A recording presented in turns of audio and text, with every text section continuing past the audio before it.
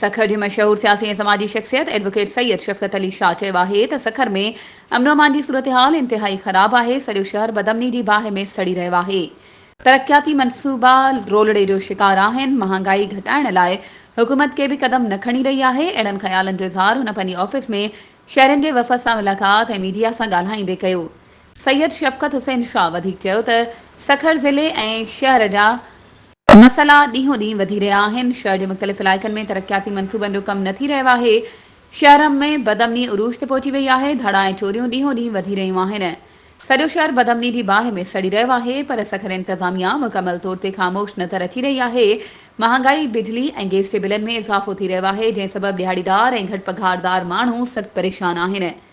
हुकूमत ग़रीब आवाम खे रिलीफ ॾियण लाइ फ़ौरी क़दम खणे। हुन चयो त सखर शहर में हिकु तरफ़ फुर ऐं चोरियुनि जा वाक़िआ रोज़ जो मामूल बणिजी विया आहिनि त ॿिए तरफ़ मंशियात जे विकिरे सबबु नौजवान नसल तबाह थी रहियो आहे। इंतिज़ामिया ख़ामोश तमाशाई बणियल आहे, जंहिंसां ॾोहनि में का बि घटिताई न पई अचे, जॾहिं त कानून लागू कंदड़ इदारा ख़ामोश आहिनि। कानून लागू कंदड़ इदारनि खे सखर जी सूरत हाल खे बहितर बणाइण लाइ क़दम खणणु घुरिजनि।